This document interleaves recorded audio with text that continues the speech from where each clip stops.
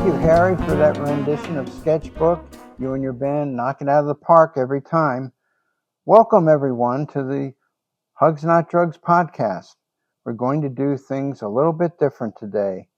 And I just want to let you know that there's not going to be the three characters that we usually do. John G is taking some time off too. This is going to be episode 53, Recovery Without Borders. John Winslow and the International Recovery Day. John Winslow was on here last year about this time, and he's got some important news to talk about the International Recovery Day.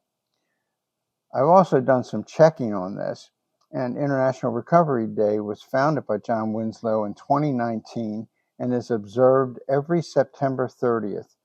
And the 2026 event continues worldwide with an emphasis on addictions and all pathways to recovery. In May of this year, an announcement was made that the previous year's event in 2025 drew nearly 80,000 participants representing all 7 continents. This is quite a feat, and I just want to congratulate John and continue success with the International Recovery Day. Well, hello everybody, and welcome to episode 53 of the Hugs Not Drugs podcast, and I'm going to do the commercial today. The commercial is about selling my 2 books, John Forlenza-Bailey's The Road to Wellness Workbook, that's me, and I also wrote The Transformation of Dr. Uggs. The Road to Wellness Workbook is a workbook designed to provide education, emotional support, and inspiration to persons suffering from addiction. It offers step-by-step lessons to people striving to turn their lives around regarding abstinence, relapse prevention, family dynamics, and self-assessment to continue to discover self day by day. Recovery's up to you. Mentors help, journals help. You must exchange and surrender destructive behaviors for constructive ways of handling the day-to-day stressors or triggers of life. No one deserves to continue to suffer from addiction. Get better, do the work. I did this in my private practice for years, about 7 years, and I thought it needs to go mainstream, and I need to train mentors. So if any mentors are interested in helping people with substance abuse on the cheap by buying the book and going through the workbook, just give me a call, look on the website. Also, my second book is The Transformation of Dr. Uggs. I did that last year in 2025. The Transformation of Dr. Uggs is a fairy tale or an allegory that explains the progression of the disease of chemical dependency. It's not intended to be a story about blaming others for the acquisition of an illness. This allegory is intended to explain, not to blame. It is a story of discovery, insight, acceptance, and finally the right choices to live if one is chemically dependent. Okay, like I said before, for this episode, I'm stepping forward simply as myself, John Forlenza-Bailey, and today I have the privilege of speaking with a man who has spent decades working in recovery and as a recovery advocate. John Winslow, the founder of International Recovery Day. John has encouraged people, when it's safe and appropriate for them to do so, to step out of the shadows of addiction and allow recovery to have a face, a name, and a voice. I'm John Forlenza-Bailey, for instance, and I'm a person in recovery. So we're doing that today. And John, welcome to the Hugs Not Drugs podcast. It's a pleasure to have you here, and I know we're going to have a good time talking about why this idea of recovery came to you and how you've been developing the success of this and what's next in 2026 and beyond. How you doing, John? I'm good, John. It's good to see you again. And thanks a million for inviting me back on your podcast. Well, you set the tone for this podcast by your honesty and your genuineness, and I want to be like you when I grow up, okay? Can you tell us where you got this idea from? Yeah, so a little bit about how this International Recovery Day got started. I've been I'm a person in long-term recovery myself.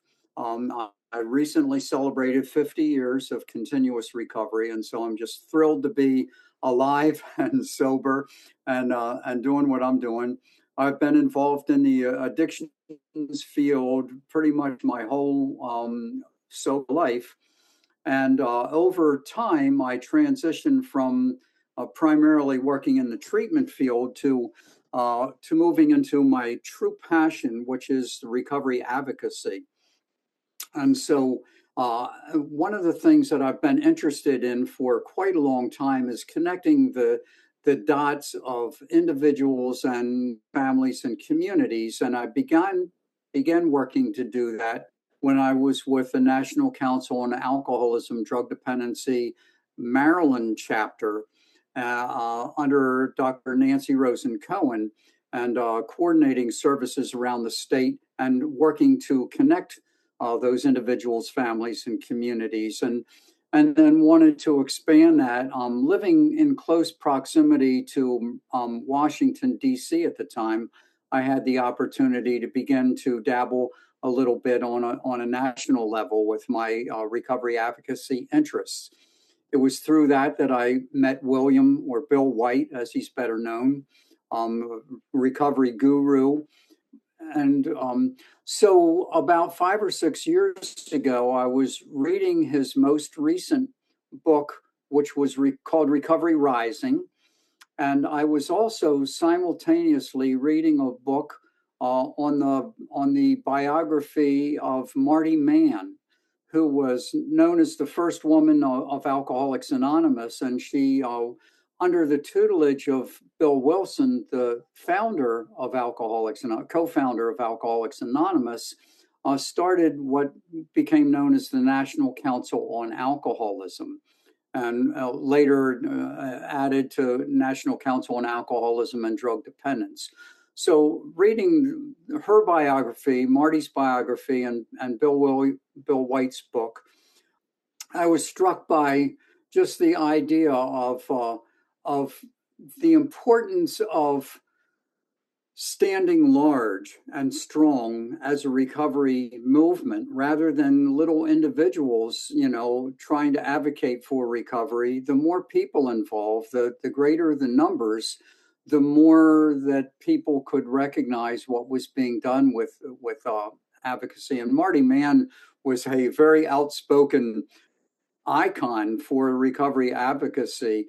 And so between the two of them, this idea formulated for me that in this age of technology that we have, that there's a mechanism for connecting the dots, not only in the state of Maryland or in the United States, but around the world.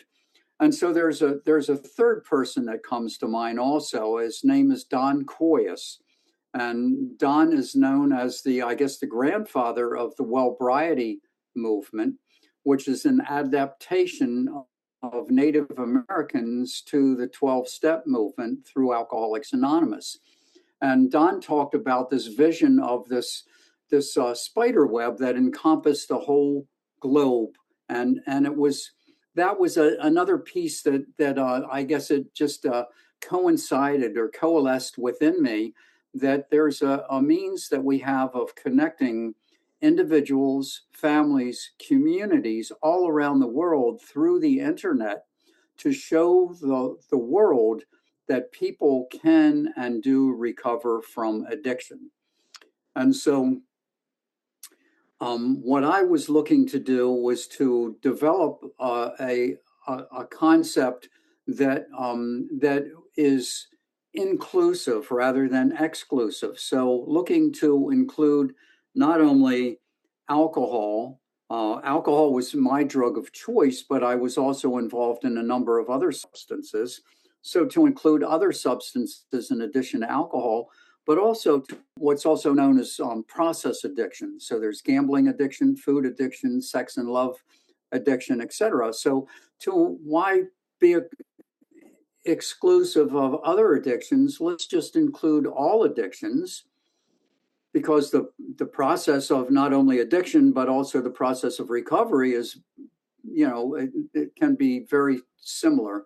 And so, but to also not only limit it to one or two pathways of recovery, such as to open it up to Alcoholics Anonymous or Narcotics Anonymous, let's open it up to all recovery pathways. Celebrate Recovery, Chemical Dependence Anonymous, Smart Recovery, Wellbriety Movement, LifeSpring, etc. Let's open it up because there are a multitude of pathways, not only in our country, but around the world. So let's make it as inclusive as we can, not only restrict it to those that are in recovery themselves from addiction, but let's open it up to family members. We know family members are so impacted by all kinds of addictions.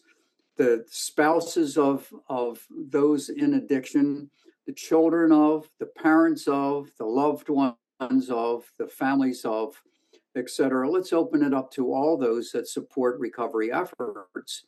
And let's do something online where nearly everybody these days around the globe has access to the internet in some form or fashion.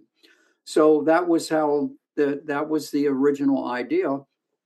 And so I reached out to the first couple people that I reached out when this idea came to mind was one was to Bill White and say, I shared the general concept. What do you think, Bill? And Bill really seemed to like the idea, and said, go for it, essentially. And the other person I reached out to, somebody that I greatly admire and that was very inspirational to me for the recovery advocacy work that I do, is Greg Williams, who had launched the movie The Anonymous People, which really electrified me when I first saw that movie, and really,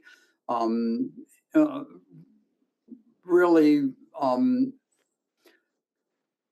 set something inside of me that wanted me to really do what I could to, move my recovery move my recovery advocacy efforts forward.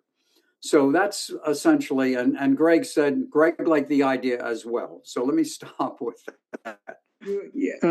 You've answered all my questions. No, you haven't. But I'm talking trash here.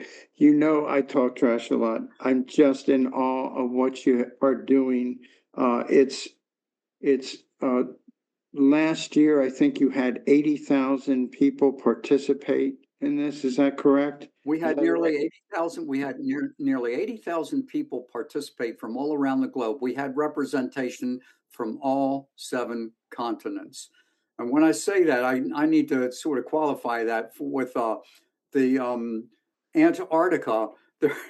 There's virtually, there's more penguins than people in Antarctica. So it was really a stretch for us to get somebody that was that could represent. And I happened to be attending a Vancouver worldwide event a year or so ago, and there was somebody that had been stationed in Antarctica that was in recovery.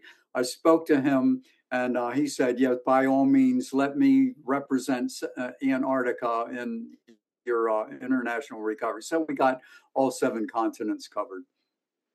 All 7 continents covered. This is just incredible. This is just incredible.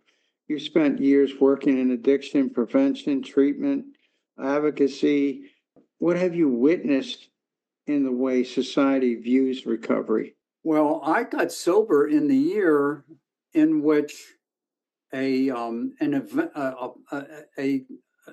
significant event occurred. It was known as Operation Understanding, and that's where Marty Mann, Dick Van Dyke, Don Clemens, Buzz Aldrin, approximately 50 nationally known individuals stepped forward publicly for the first time to testify about their recovery from alcoholism, to let the world know, to let the United States know in particular, that people can and do recover from alcoholism.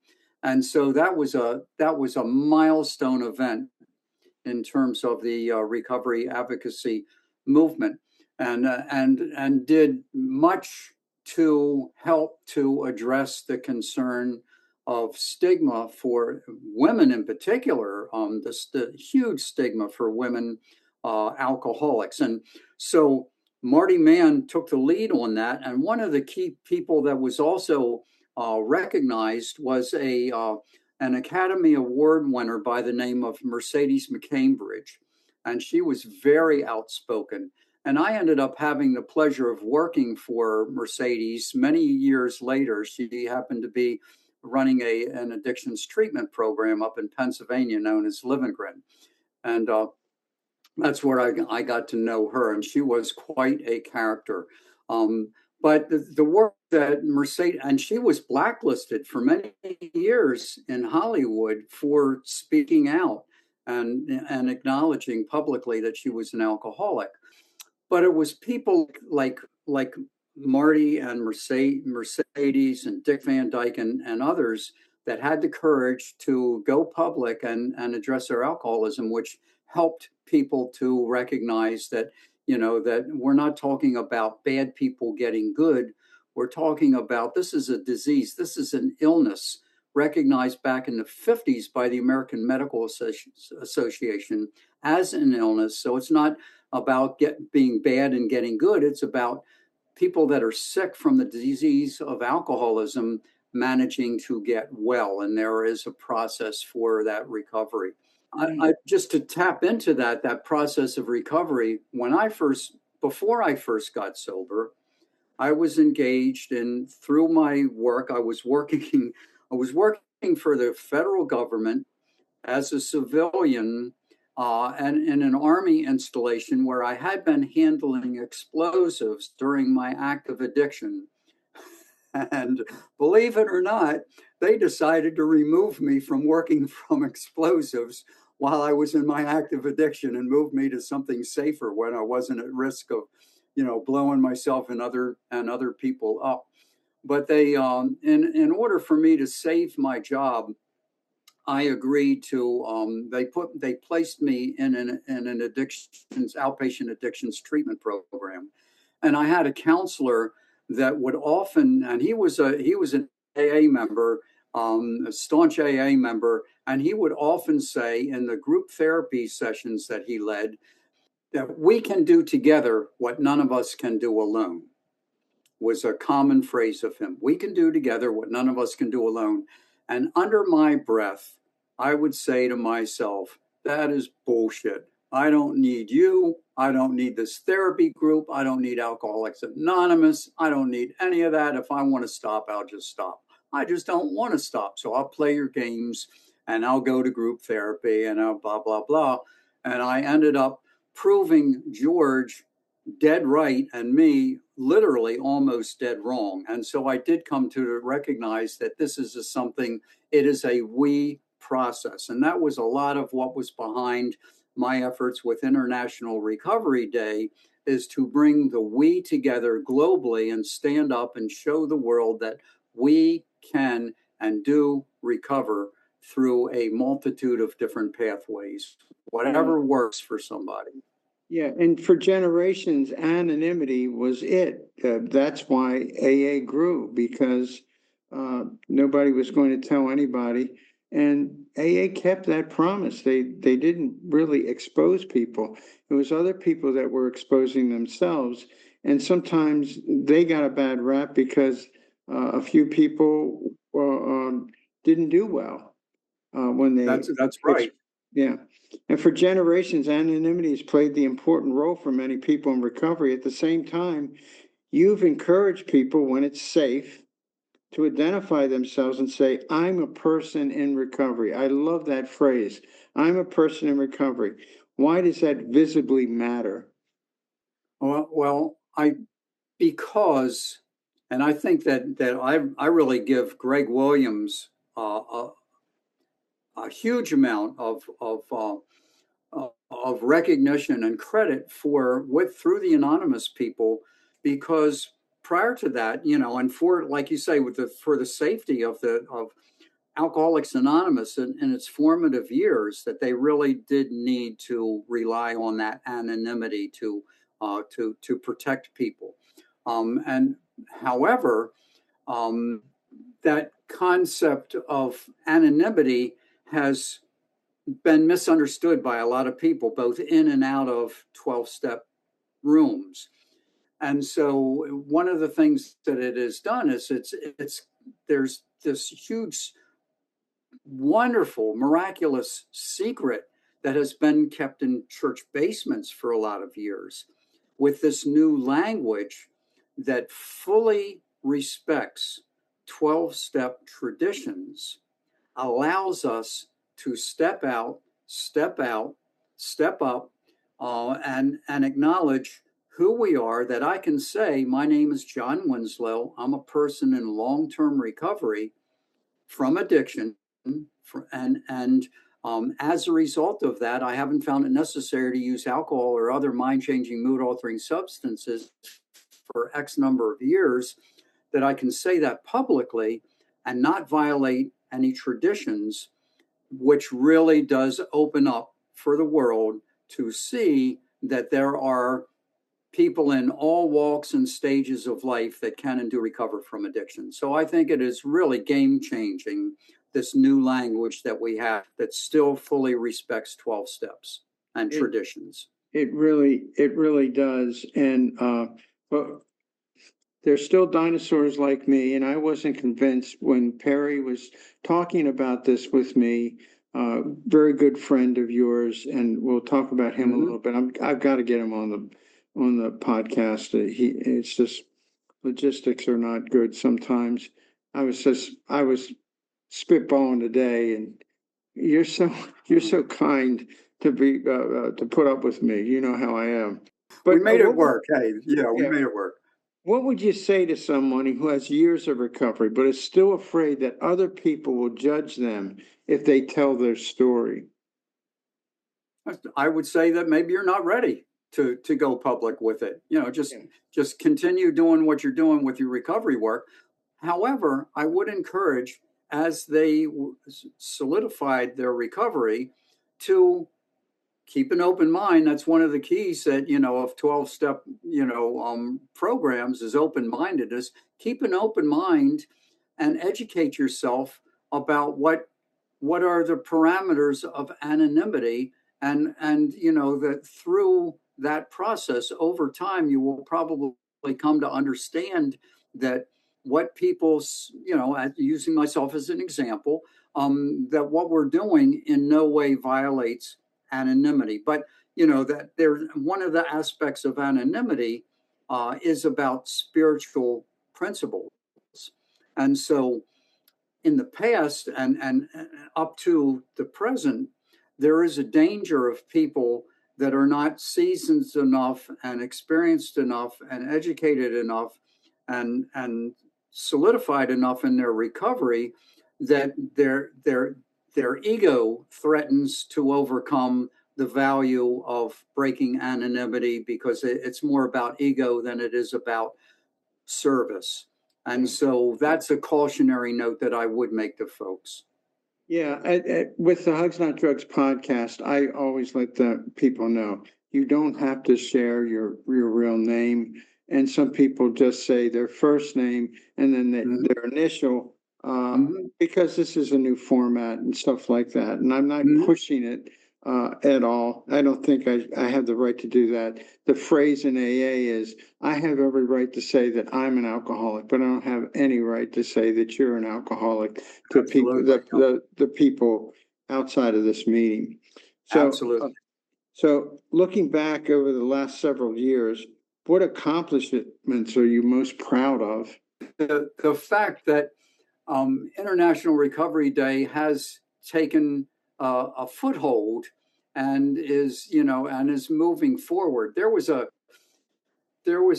time in the earlier days, John, where I got really discouraged because recognizing that to do this through the internet, to create what we've launched, it required it required a website and it required some technology that cost some dollars. And I did not have the dollars to do that. And I was seeking some funding, and we got a little here and a little there, but nothing near enough to be able to move things forward.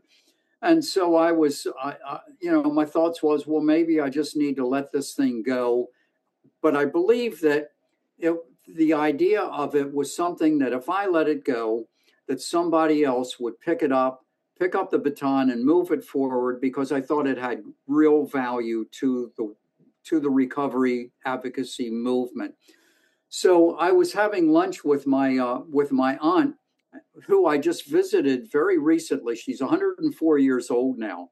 So this was like, this was, I guess she was probably 99 years old, 98 years old or so. Oh, And I was gosh. having lunch with my aunt, and she was asking how this International Recovery Day thing is going. And so I explained to her, I said, Aunt Louise, I think I might have to just let it go, because, I've tried some fundraising. It has not worked. And so, it's okay if I let it go. And she said, John, I really believe in what you are trying to do, and you let me know how much you need, and I will give you the money to move it forward. And so it was one of those higher power things. I wasn't asking her for money, but she offered it. And so that rekindled, our efforts, and we were able to launch a website and, things. So I'm very pleased that, it has just maintained itself, and it seems to be growing. The money does show up. It's the humanness, it's the heart, it's the spirit of what you're doing. I mean, Yes. here's another question though. International Recovery Day uses purple, including lighting of landmarks and virtual firework concepts. Where did these ideas come from? What does the symbolism mean to you? Well, just as you mentioned with those lighting up landmarks, we have in the past we've lit up the Rock and Roll Hall of Fame, and so the color is purple. So we lit up Rock and Roll Hall of Fame, Aloha Towers in Hawaii, Niagara Falls, state capitol buildings, covered bridges, all kinds of different structures, not only in the United States, but in other countries as well. And it's based on, and this comes from the formation of one of the key national organizations of recovery advocacy, Faces and Voices of Recovery. And so through that organization, they identified purple as the color to symbolize the recovery movement. And so we just embrace that color. And where whoever came up with the color purple, who knows? But for decades now, purple has symbolized the recovery movement. All right. Well, okay. What have you learned from recovery communities outside the United States? Are there things about cultures that have taught you recovery that surprised or inspired you? So that what that speaks to me is some of the recent communications and dialogues that I've had from recovery advocates in Brazil. And they don't speak English for the most part, it's Portuguese. And Mm-hmm. so it's been interesting with some of the Zoom meetings. We've had these advocates on the Zoom meeting with me, and they're learning about me and the origins of international recovery and how to move it forward in Brazil.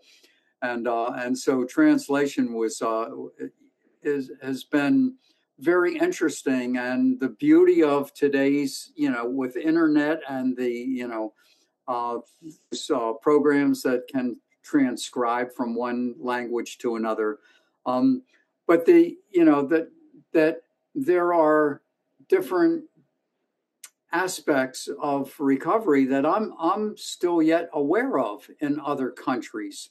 And so, what Brazil, for instance, has had to do is that rather than going strictly with International Recovery Day, they needed to modify it in some ways to fit the what's typically recognized in the Brazilian and Portuguese language and culture to their needs. And so that's one of the things that I'm looking to do with this movement is to, to have latitude, to rather than rigidly say, you must do it this way, this is how we do it, to be open-minded myself. And as we, move our efforts forward, is to recognize, do what works for you in your culture and with your language.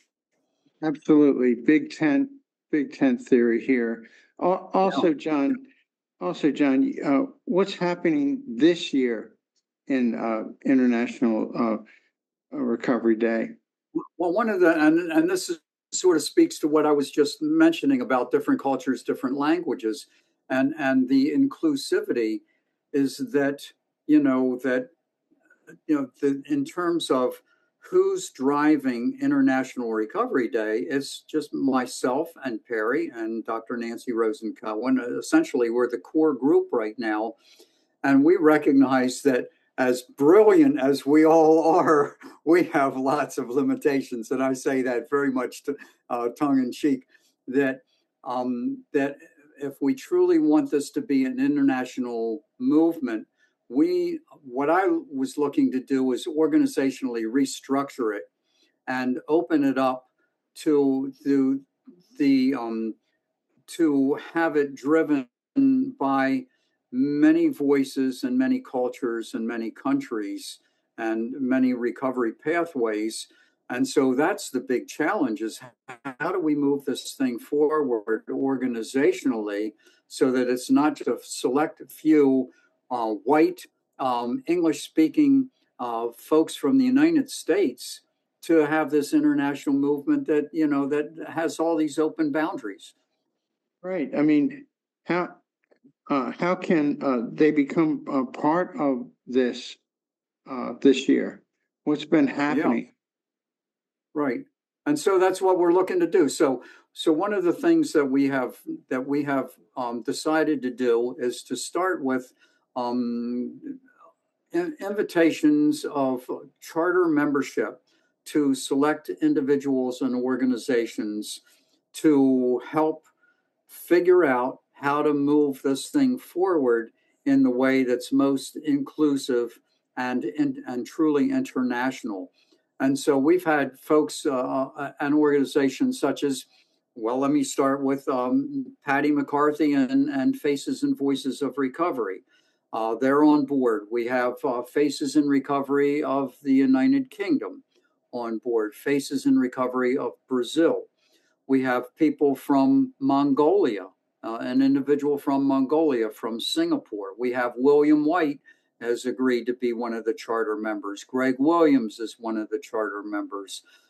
Patrick Kennedy, who is a huge mental health and addictions advocate, is one of our charter members.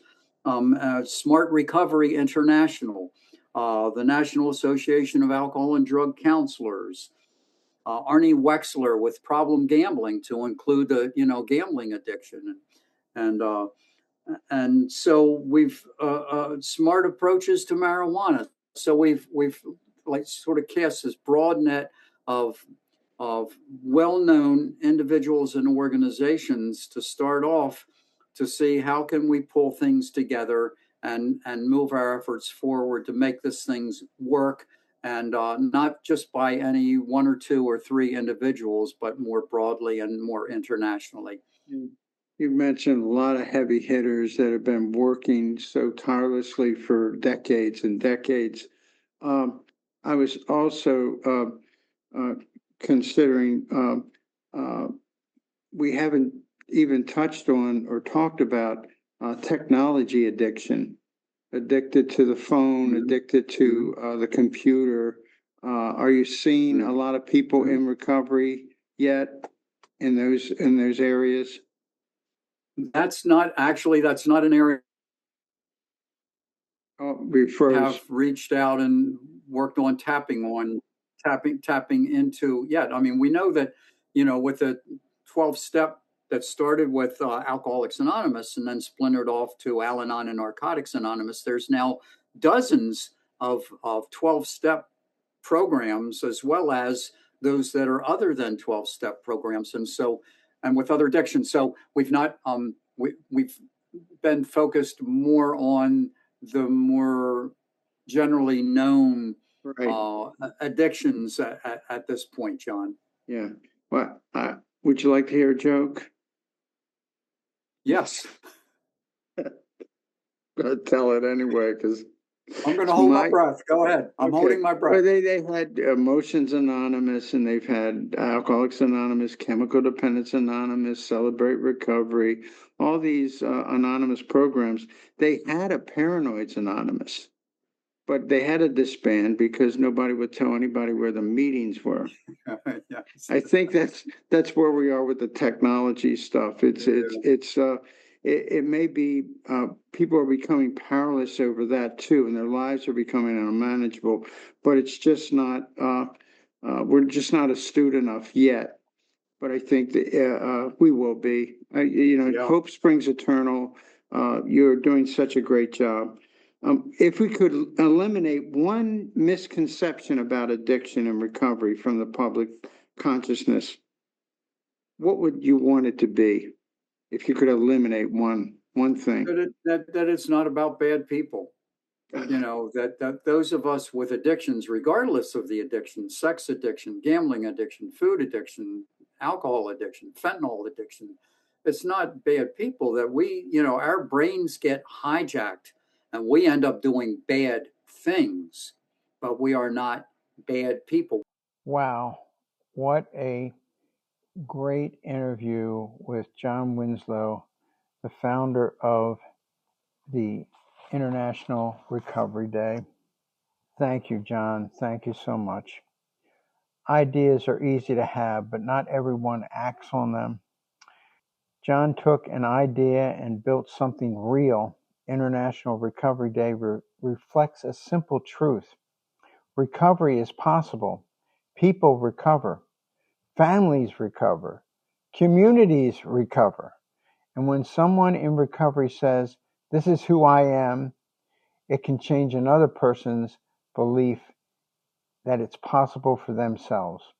Not every impact can be measured in numbers. Sometimes it's just one person hearing the right message at the right time and thinking, maybe I can do this too.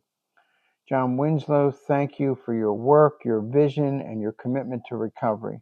I'm John Forlenza-Bailey, and this has been episode 53, Recovery Without Borders, John Winslow and the International Recovery Day. September 30th is International Recovery Day. It starts, the month of September 3rd is the kickoff day for International Recovery Day. But recovery happens every day, doesn't it? One person, one family, one community, one day at a time. And here at Hugs Not Drugs podcast, we believe recovery is possible. Hope is real, and together we heal. Remember, Hugs Not Drugs. Everybody have a great day. Love you all, and thank you again, John Winslow. Take us out, Harry, with that great sketchbook song.